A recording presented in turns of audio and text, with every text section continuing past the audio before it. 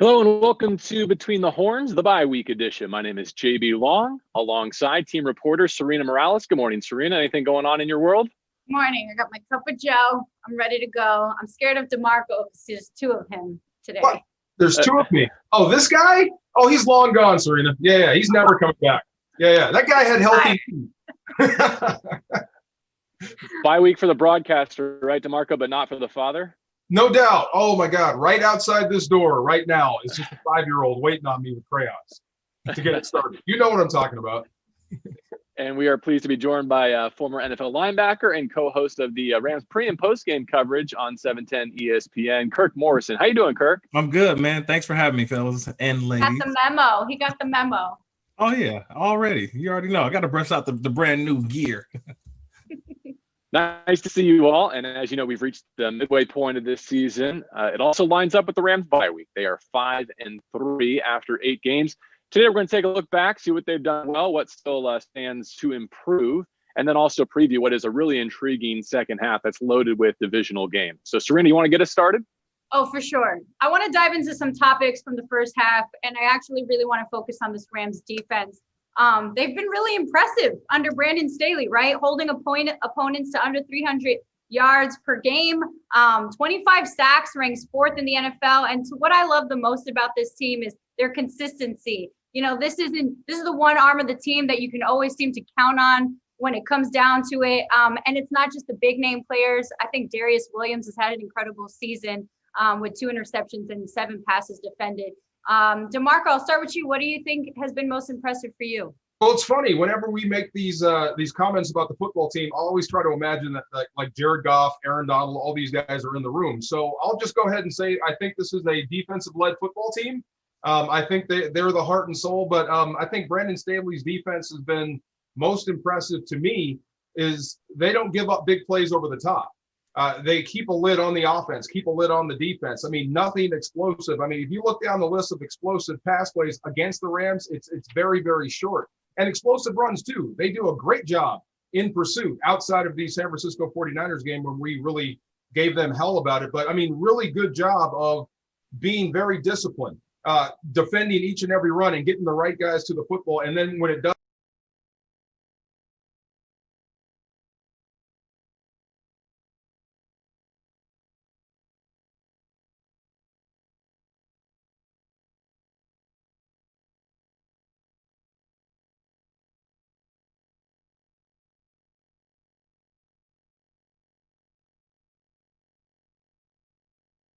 in the second half, but this group has really paced this football team in the first half. Yeah, Kurt, what do you think, especially in the second half of these games we've seen? The defense seems to shut it down. You know, I think a lot of it has to do with the communication that I see amongst not only the defensive backs, but the guys up front. But I think a lot of credit has to go to Brandon Staley. I'm not sure what he's saying at halftime or what he's doing in terms of getting the players hyped up, but it's almost like a filling out process that we see in first half of games. It's like, how are they going to block us, fellas? How are they going to come with stacks and bunches and things like that? And then you get to the second half, and then all of a sudden that communication is that much more crisp. We start to see what an Aaron Donald and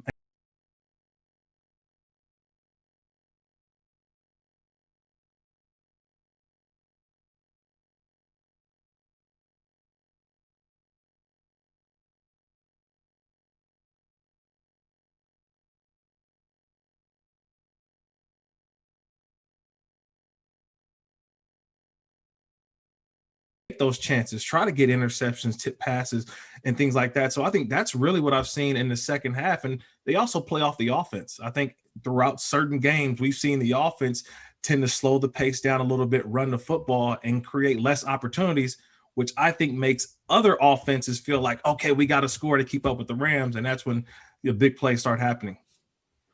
Well, they've been better in the second half of games to be certain, but their opponents are going to be a lot better in the second half, especially offensively. I mean, you go from, let's just say, Daniel Jones and Tua and Kyle Allen to Russell Wilson and Kyler Murray. And so I think they'll be tested a little bit more thoroughly after this bye week. The average offensive ranks of their opponents so far is in the low 20s. The average of the next 4 opponents, Seattle, Tampa Bay, San Francisco, and Arizona, is top 10. It's right around 7. So they're about to to really, I think, be thoroughly vetted. Let's switch gears and take a look at the Rams offense now, which has been a mixed bag, I would say. And unfortunately, is now coming off its worst showing of the year in Miami. DeMarco, we talked with Sean McVay on Monday, I believe it was, about this interesting challenge. They want to put up more points, yes, but it seems like they want to do it in a sensible manner without putting the football in jeopardy because this defense is too good to squander. I'm a big fan of that. A big fan of what you just said and what Kirk said too. Running the football, playing off your defense. You've got the world's best punter, on your sideline. So if it doesn't work out offensively, you can always split field position and put this defense back on the field to get to the ball back, either by 3 and out or we're taking it away. So look, it's not that we know this offense better than Sean McVay. It's not that we know more football than Sean McVay. If so, we would be head coaches like he was. But there are times when you are just screaming into the TV, please just run the football. Take air out of the football. Time off the clock. Give your defense time to rest. I think I can sum it up this way, JB. More Goff under center, less shotgun. And let's see what happens with that. I think shotgun as a last resort and not as a primary play call. And until they earn it going forward. So running the football, all 3 backs have been great. And I would say lean on your bigs, man. I think these guys have played great. And we've said this offense is very offensive line friendly. Okay, make it not offensive line friendly. Run the football. Let's see if these guys can move people off the football, especially when you start facing the quarterbacks that you're about to start facing. You want to keep those guys on the bench as long as possible. And the only way to do that is running the football. Kirk, if we were having this conversation 3 weeks ago, I think it would have been centered around Jared Goff getting back to another Pro Bowl. At this point, as we reset for the second half, it seems like a critical juncture in his career. Yeah. When you look at the stakes, when you look at the opponents, and when you look at the last 3 games he's had, there are a lot of question marks, maybe more than answers right now. Yeah, and I think a lot of it is just the turnovers. That's always, when we look back at a stat sheet or we say, how was the game, we always say, what? How many times did the Rams turn it over? Did we have any interceptions or fumbles, things like that? For me, I think this is a time for Jared Goff during the bye week to kind of see right now, what is our offense? Who are we? And I think right now it's leaning on the running game. When Todd Gurley left in the offseason, we kind of felt that this was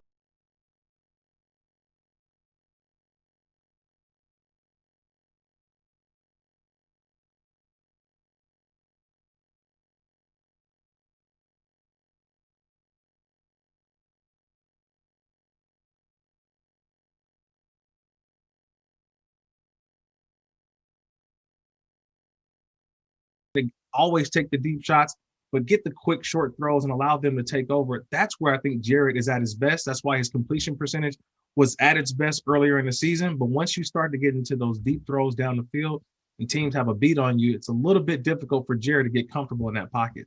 Can I add one more thing, JB? Let me get closer to the mic. Recognize zero blitz. Hey, you know what? That's a difficulty for a lot of quarterbacks, but I get it, DeMarco. Zero blitz, and I think, look, this is a copycat league, the NFL is, and so what Jared saw in Miami, trust me, he's going to see against the Seattle Seahawks in that next game to see if you were able to fix a problem of 2 weeks earlier. Yeah, well, let's talk about the Seahawks because that's what's happening as we look ahead to the second half of this season. 5 of the final 8 games are against the NFC West. So fun, right? Kurt, how daunting a task will that be for this Rams? Well, it's going to be difficult, right? Because we know where Seattle is, right? They've got the MVP of the NFL. And if he doesn't get it this year, I think the NFL needs to recount the votes, right? At a time in our country, we're talking about voting. But I think Russell Wilson, I think, is the best quarterback in the NFL. I would take him over Patrick Mahomes. But for some reason, that is always –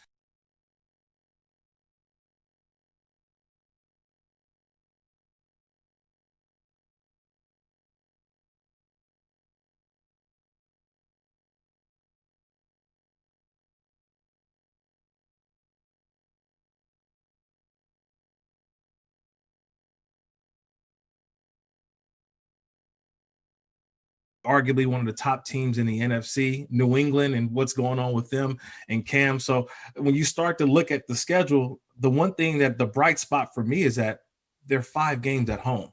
Yeah. And the Rams have 3 losses on the season. All 3 of those losses were on the road. So to me, maybe SoFi is the elixir that you need in the second half, which gives me credence that I think the second half will be a lot better for the Rams. Yeah, DeMarco, we joke, but they've been traveling East Coast a lot the first half of the season. So now they get to hunker down, but obviously hunkering down means more difficult teams to play against. What do you kind of make of this 2-game stretch? Because they've got Seattle and then Tampa Bay coming up. Seattle is always tough because it is Russell Wilson. It's always Seattle. But like Kirk just said, the Rams do play Seattle very well. And Aaron Donald seems to have this thing for Russell Wilson. I don't know why, but I love it.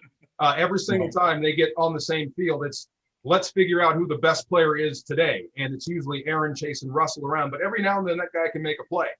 If Aaron does get blocked up, or if you can't get to him, or if you do and he finds a way to get out, he can always make a play against you. He is absolutely the scariest quarterback I've ever seen. He can make a play on you at any second. So going to be tough. The next one, and this is funny, arguably, and you guys can help me out. I think that Tampa might be one of the best teams in the league, period. That defense, Todd Bowles has them going. Tom Brady has finally ingratiated himself into the offense, and there seems to be some synergy there, and they can run the football. And this is what I heard that really scared me. Leonard Fournette may actually be their third down back. Yes. When a guy like that is your third down back, oh my God, look out. So this will be a tough 2-game stretch. Now, he can either make you or break you. If you get through these next 2 games at 2-0, you're going to be sky high confidence-wise. If you go 0-2, or if you split, depending on how you lose, it could be tough on you the rest of the way. But to me, this could be the season, these next 2 weeks. JB, I'm curious, actually, for each of you, do we know what the Rams, like, I think 2018, we knew what the Rams' identity was, but going into this first 8 games of the season, and JB, I'll start with you because I'm curious your answer as well. Do we know what the Rams' identity is for the first 8 games? So I'll answer that in just a second, but I want to address the gauntlet upcoming real quickly. I know it was posed as a 2-game, back-to-back, which I think makes total sense given the record of those teams. Right. But no part of me is writing the 49ers off, waiting on a short week coming back from Tampa and Monday Night Football just because George Kittle's on the shelf and Jimmy Garoppolo too. Like, I think there's an argument to be made that could actually be the biggest game left on the second half schedule. We'll see how it plays out. It's too early to kind of make that proclamation, but it wouldn't surprise me coming back from the Buccaneers if I'm saying something like that. In terms of identity, I think this has become an elite defense that is going to really clash with some great offenses and quarterbacks in the second half. That might even give Brandon Staley an opportunity to be a head coach come this winter. I think the offense is still wrangling with who they want to be and what their best option is to beat a lot of these opposing defenses. And unfortunately, it's a team that's deficient in the kicking game right now, that aside from their punter, is in the bottom tier of the NFL in terms of special teams. And it's really difficult for me to see them getting to where they want to go if that doesn't do a 180 in the second half of the schedule. Kurt or DeMarco, any thoughts on just overall Rams identity? DeMarco, I know you're always asking, like, does this guy really know who he is yet? You always come to the sideline. I think and sometimes teams can go in with a certain opinion of themselves and then learn that they're not. I'll give you, for instance, Brian Billick, when he first got to Baltimore, was an offensive genius. How did he win it? With defense. So I think this is just the way the team is playing for right now. You're running the football, you're running it well, and you're playing great defense, and you've got a great punter. If you remove the coach and put in a new one, he would say, well, look, let's run the football and play good defense with that and see how we go. But steady improvement by the offense is necessary. But I think the identity right now is field position. You've got the best pass rusher in the league. It's going to be tough to score on the Rams. I think that's what they are right now. Yeah, I think we're all in agreement on this one, Serene. I think the identity of this team has to be defensively, right? Because of what they've shown us in the first half. Now, what can they improve on in their identity? To me, they've got to be better in the special teams, especially like JB mentioned, the kicking game. I've never been around a team to where every time they line up for a field goal, I literally hold my breath, right? Because you don't know what can happen. And those types of kicks or extra points can really shake away a game is played, right? You're chasing points for the entire game. So for me, their identity has to rely not only on their defense, but rely on this defensive line with A'Shaun Robinson, some of those guys coming back. I think this defensive front will be not only tested, but what may end up being the strength of the second half of this team for the second half of the season. All right, Kirk just dropped A'Shaun, so let's go rapid fire, and we'll shuffle things around, and we'll start there with the defensive tackle who they held out despite being available to play against the Miami Dolphins. What will he add to an already stout defense, do you think, DeMarco? Size, intensity. I mean, he was one of the better defensive tackles in the league when they actually let him play three technique in Detroit. It's going to be a little bit different. That three technique is occupied by the best in the business, but depending on where they put Aaron, every now and then you're going to get to rush to where you want to rush. So this is a potential Pro Bowl type guy. So to add him into the mix would be awesome, would be great. But like I said before, names and expectation. I've heard names. The production wasn't there. I hope that when Ashawn actually gets in, he plays like the Ashawn like we're used to seeing. All right, so he's JB, to that point, I just listening to Ashawn over the past couple weeks and watching him, I've never seen a player smile more than what he's been like. I mean, he's been a kid in a candy store working through things. I think the defense overall on that D-line, him going through drills, I didn't really expect to see him get into the mix against this week 8 against the Dolphins. He looked like he was still fine tuning things, but I think to that point, right, there was no preseason. He had some respiratory issues. So you don't want to rush a guy in there, but I think overall and what he said in press conferences so far, I've been very supported by my teammates. I'm really excited to get in there. I follow him on Instagram. He's singing Motown all day, every day. He's in a great mood mentally. Yeah. I think he's ready to go. So I think it's a matter of time. If you're in a good mental space and you feel supported by your teammates, that usually transcends and shows on the field. How about which rookie skill player is going to put Rams fans in the best mood in the second half of the season? Cam Akers or Van Jefferson? I think wow, that's a tough one. Rookie skill position player. I would have to lean on probably, I think Cam Akers is going to have a great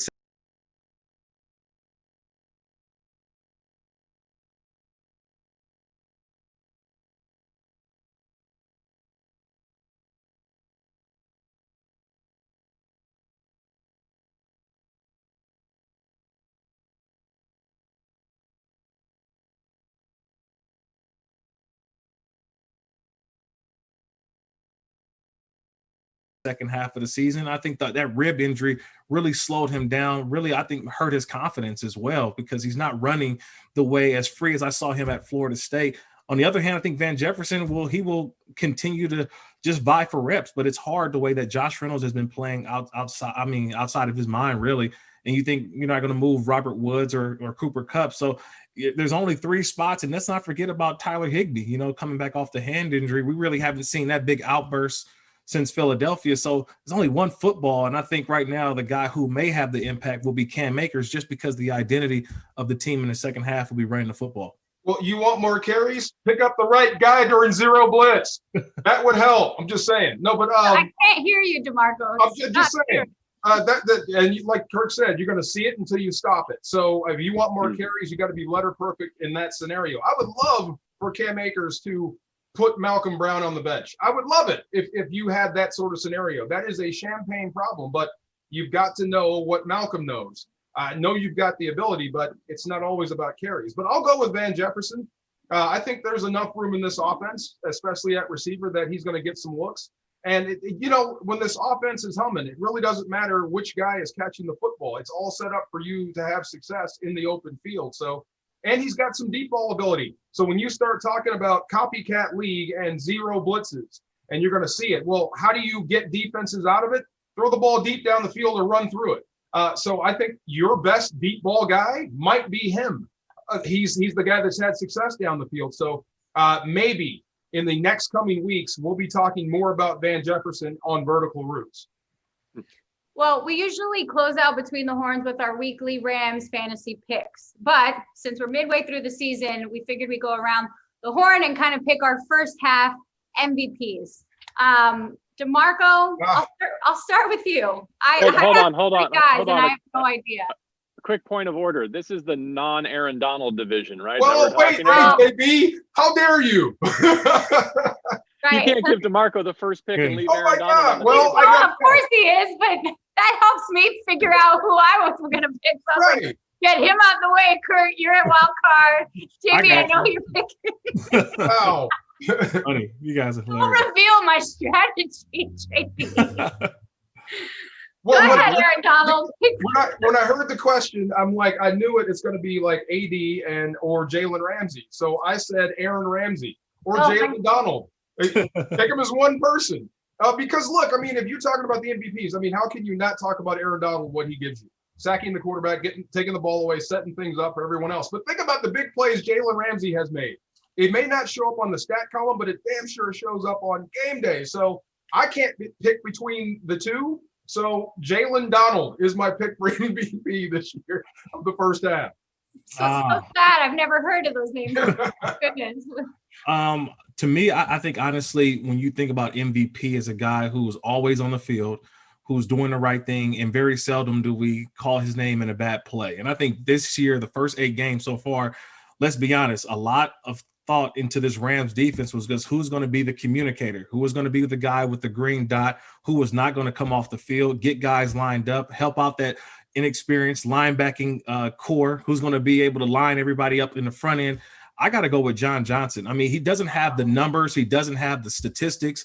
But when you think about what he does play in and play out for this Rams defense and this Rams team, I mean, he arguably to me is the MVP. He doesn't get that, tap on the helmet and say, Coach, I need a couple plays. He's wearing the green dot. He is out there every single play. And I think we're seeing his versatility as well, playing in the deep end, the deep half, near the line of scrimmage. I think we can see him blitzing a little bit more. I think Coach Staley can add that to him. But to me, he's been playing at an MVP level for this team in terms of his role. I like where this is going, JB.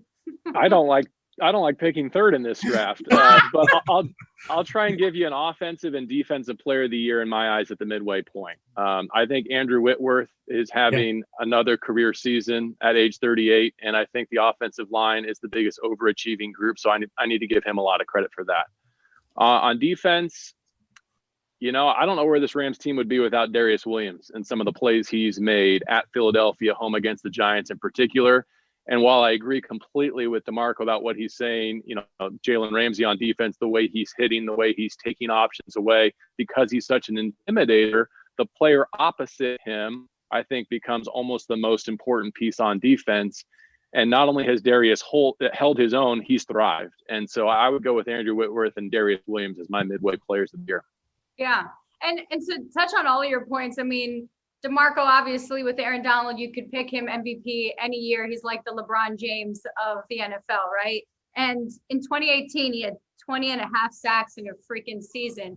He has 9. I mean, he's right on pace to break that easily. He just has to get a couple more sacks per game. Not a big deal. But I know you guys all touched on defense, so I'm going to go with offense. I just think, as we talk about the Rams' identity moving forward, I think the passing balance of pass rush has worked. I want to see more of that. I think Darrell Henderson, for the fact that he started this season injured with a hamstring injury.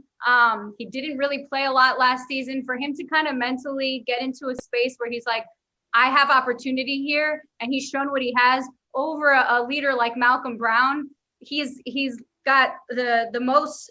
He literally leads the rushing with 3 touchdowns. He has 458 yards. And my other pick for this, and I know I'm cheating here, is Robert Woods. And only because, Kurt, you mentioned guys on the field that you never really hear mistakes, that's consistently kind of going. And Robert Woods, after Sam Sloman, leads the team with points. So if you're talking about keeping the Rams in games, well, you got to get some points. The defense can do what they can, and they haven't scored any points for us this season. And I know that they will to the second half of this season with guys like who we have and who you guys have all talked about. But I think really when it comes down to the Rams and MVP caliber, you think about the offense and what's keeping this team alive at 5-3 record is the run and pass game. And you got to give it to the 2 guys, the 2 heroes on each of those parts, which is Robert Woods and Darrell Henderson. Robert Woods even has 2 rushing touchdowns. So when you talk about the, running back position and you think of just the overall offense and utilizing whatever you can, Robert Woods and Darrell Henderson are my 2 MVPs. Let's hope the conversations are just as difficult at the end of the year in terms of picking candidates, and maybe that the most improved award is a really difficult toss-up for all of us because the Rams are heading into a difficult second half after the bye. Kirk, DeMarco, Serena, great to see you all. Enjoy an open weekend. Maybe watch a little bit of football as opposed to working in it. Who knows? Be fun. It'll be fun. Yeah, trust me. I've had some wonders going on right now with my fantasy team. So right now it's been a fantasy weekend, but with everybody either hurt or on COVID, man, trust me, wow. I'm a bad general manager. I'm a bad general manager. Well, that'll do it for our bye-week edition of Between the Horns. For DeMarco, Kirk, and Serena, I'm JB Long. Please do have a relaxing bye week. We'll see you all again next Thursday morning as we do every week, and we'll be preparing for Rams Seahawks at SoFi Stadium in Week 10.